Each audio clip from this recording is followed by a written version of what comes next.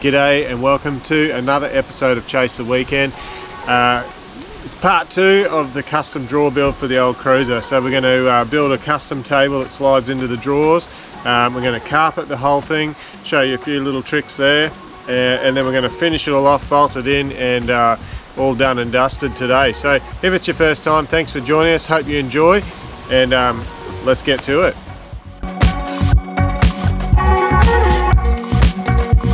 Alright, so I'm going to make this table that we're going to slide into the drawer system just above the drawer. So I've got my overall measurements of the opening that we're working with, just so that we know how big to make it. And what I've gone and done, we've got this black 25mm aluminium, and then these corner joiners, so that's going to make the outside frame. And then I stole a set of legs out of one of those cheap blow mold tables, because it actually packs down to the same height as this. So it'll be, I don't know if you can see that, it's pretty much the same level. So it'll slide in nicely with the legs all tucked up. However, these legs are a little bit bigger than what I need, so I'm going to have to cut them down to fit inside the frame that I make. So let's start making this frame, and then we'll cut that to suit and go from there.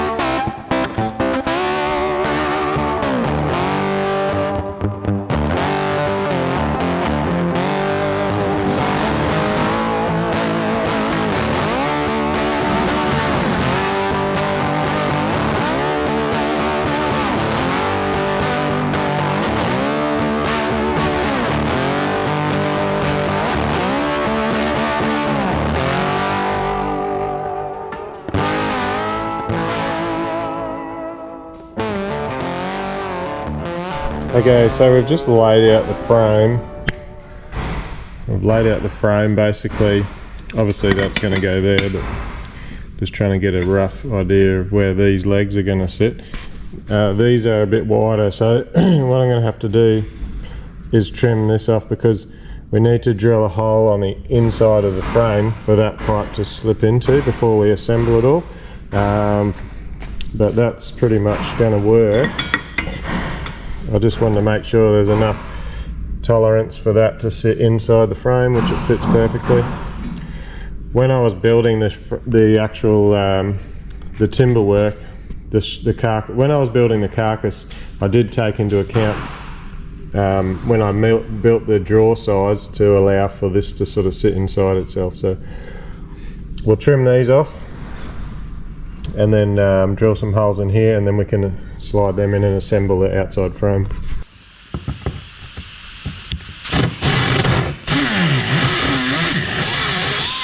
Three hours later. Alright, so with the table we drilled the holes. We drilled the holes in there, let me see. Drilled the holes in there and there. Cut down the width of the legs so they fitted into my width of my table.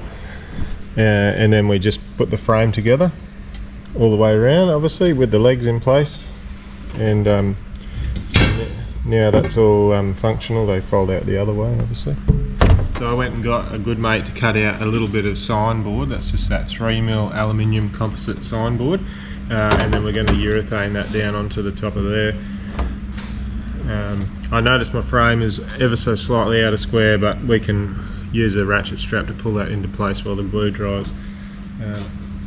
So let's get about doing that.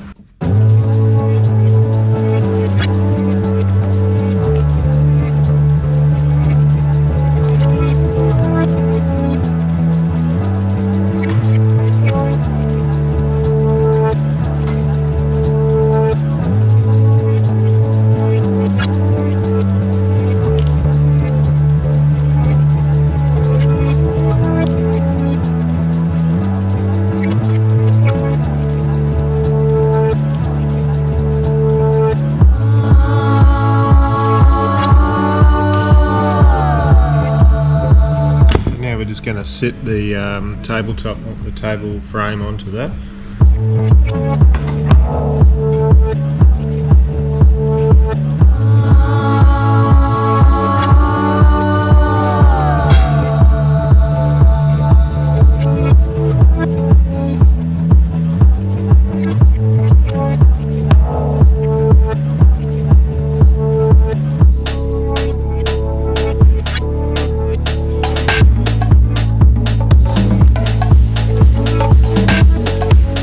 And then because it's out of square, I'm going to attempt to pull that back together with the ratchet.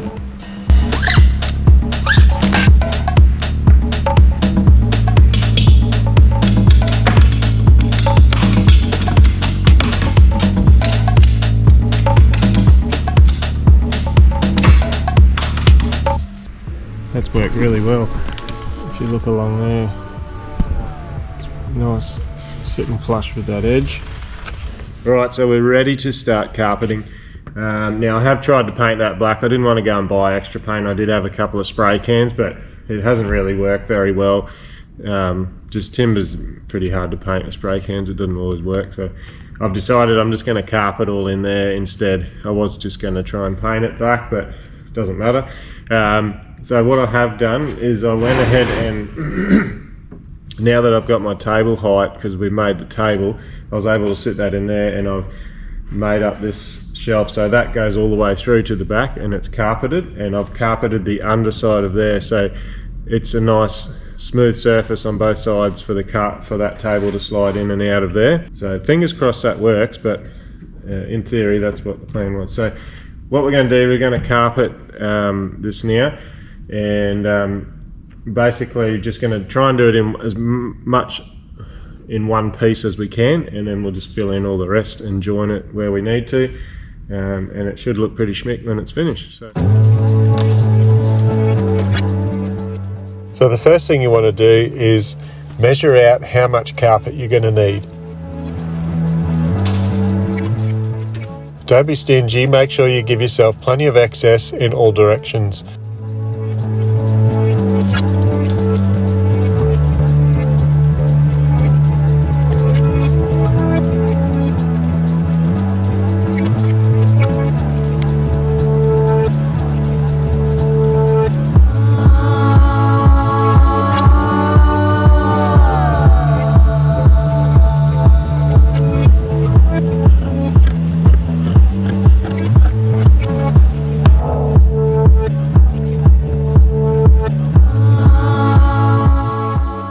So you're going to want to use contact adhesive to hold the carpet on. This can be either brushed or sprayed, as we are here. Make sure you cover both sides.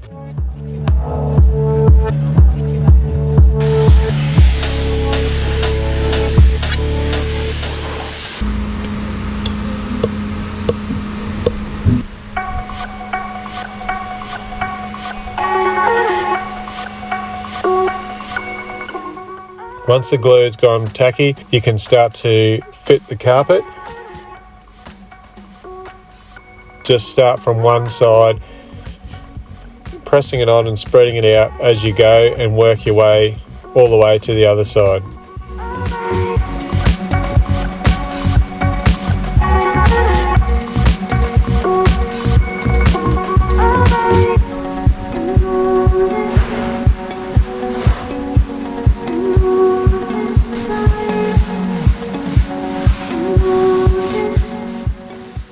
Make sure you lift it up and press it down firm, just pushing all the air bubbles out. Make sure it sits flat against the timber.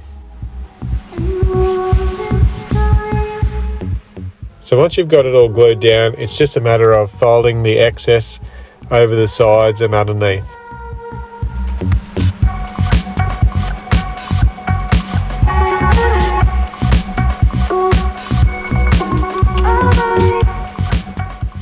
I find it's best to work with one edge at a time, so cut down into the corners, which allows you to work with one side at a time, and you can trim out the excess.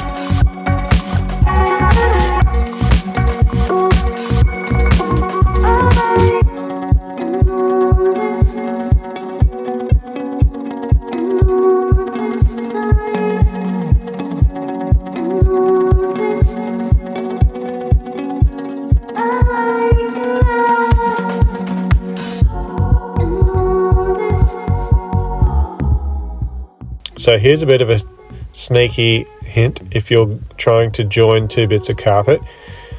If you use a straight edge, you can draw a line, or like I've done here, just butt it up against the edge. Overlap your two pieces of carpet and run your blade through both pieces, making sure that you're holding your straight edge firm. Once you've cut the line, you can pull the overlapping excess off, and underneath excess can be pulled out, and then the two lines should match perfectly, and you shouldn't be able to even see that there's a join there.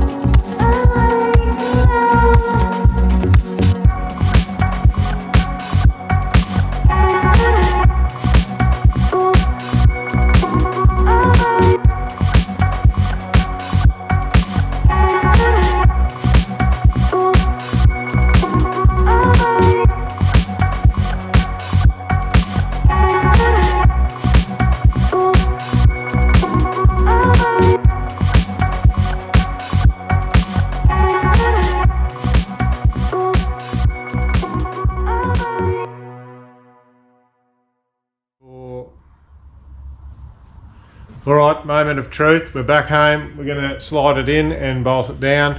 I'll probably will screw the wings on when it's a bit further forward so I can get to the back screws, because I won't be able to get to them once it's in there. So we'll get all that screwed on, and then we'll push it back, bolt it down, and start putting all the bits and pieces back on.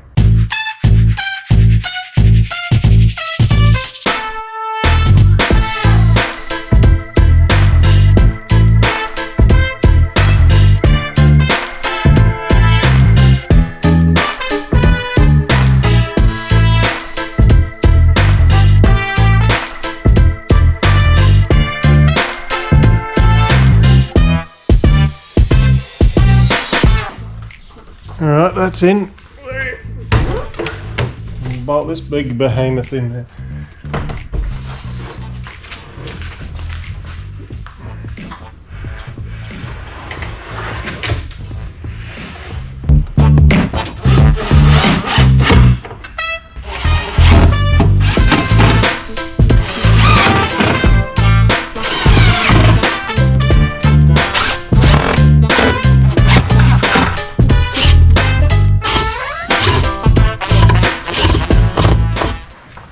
Alright, well that is fairly well in.